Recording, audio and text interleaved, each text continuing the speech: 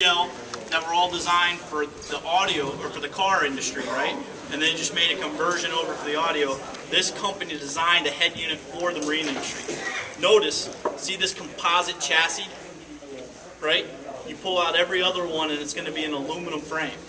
What happens? Condensation builds up on the back side here, right? These boats are in very humid climates, right? So you got a nice composite chassis.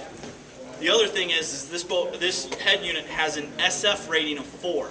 It's a sliding scale of waterproofability, 1 to 5. 5 meaning it can be submerged underwater for 30 minutes and then continue to work. So this has 1 notch below that, an SF rating of 4. When your iPod's in there, you can see it's got a rubber scupper completely around, so it seals tight. No chance, I mean, I can have a garden hose right here. No chance of that unit being hurt. So that's a phenomenal sound system. Now, right now, I got the battery switch on, and I'm pushing power on the unit, and it's not coming on. Does anybody know why? A switch on the dash. Exactly. We've got a safety switch on the dash, right? Your key, just like your automobile, has to be turned either to the left or into the right, right? Because let me paint a picture for you. I've got the radio blaring, and I'm pulling into the marina. And then I turn it down, right, to concentrate or to talk to the people on the docks, right? So I tie my boat up, I step off and go have lunch. What have I forgotten? Shut your radio off. Shut my radio off. But I'm taking my keys with me every time. So it automatically kills that radio, so it ensures that you don't come back to a dead battery. So, turning the key to the on position. Again, some of the other things that make this unit designed for the marine industry is notice how large the buttons are. It makes it very easy to hit when you're out in the water what button you want to go to, right? Versus a unit that's built for a car that doesn't move, right? You've got a huge LED display screen. How many of your customers that are writing the check for these boats wear glasses? Enough, right? Or at least need them to read. You got a huge LED display screen, so they're not going to have to hunt for their reading glasses when they decide to change the channel or put on a particular song. So this unit was designed specifically for the iPod. The reason why is the iPod, in terms of MP3 players, is the dominant player.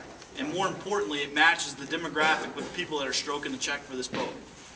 Now, for those people that I hear, because I've had it happen occasionally, they're like, well, I want a CD player. Mr. Customer, if you don't understand the value of having a digital library on your boat for a small investment of $100 and a couple minutes of your time to upload your CD collection onto a digital library, you know what I mean? So there's a way that you can overcome that. But if they absolutely want, a CD player, they do make a CD player option for the Fusion head unit.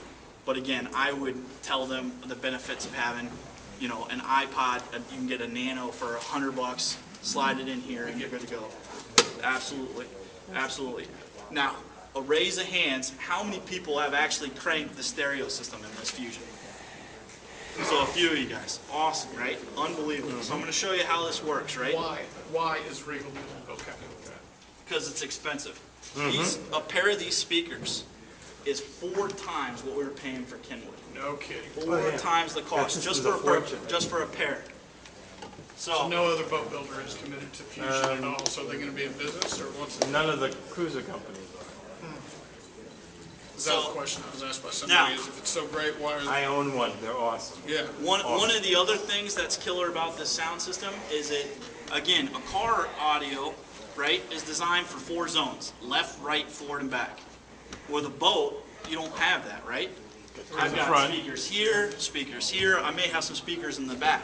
So this allows me to break it up into zones. So I can adjust the volume for certain zones. If you're on a cabin cruiser, I can cap the volume at a certain zone to a lower, so if somebody's in the cockpit, cranks up the radio, it's not going to blare somebody out down inside the cabin. And so this is important because your customers are going to call you. To adjust these zones, you just push in on this thing and it'll highlight one particular zone. So you just push in, because a lot of times they're going to rub up against it and they're going to be like, I'm only hearing sound in the bow, what's going on? You know what I mean? It's because they're just, using that stereo system. So, I'm gonna,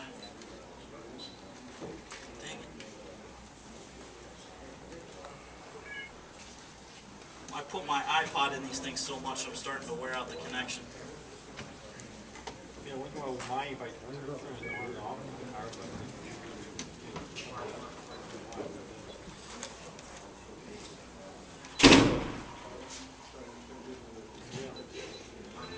So I'm going to go ahead and crank this just so you can hear it, right?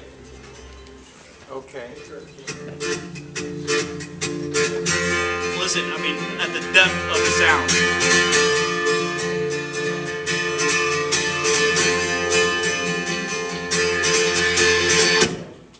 Oops.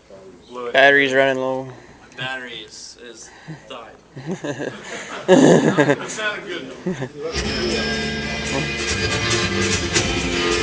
You know, the battery's so low it's gonna sound like garbage. But I mean, I would highly encourage you to get on your boats and crank that stereo system to see what it sounds like, and have a few songs on your iPod so that when you're in the showroom you can just slide it in there and show them that sound. Chris, I've been next to guys with big expensive cigarette boats that maybe have the take most kick-ass stereo system on the beach. Yep. They look over at my 25-20 like, Jesus Christ. Yeah, what you got in it? Yeah, they're flipping out. Absolutely, absolutely. It's a phenomenal sound system. It's clean inside, but you can hear it all the way down the beach. Yeah, it's crystal clear sound. So it's a phenomenal sound system. Actually, that unit right there may have some juice. Let me hop on the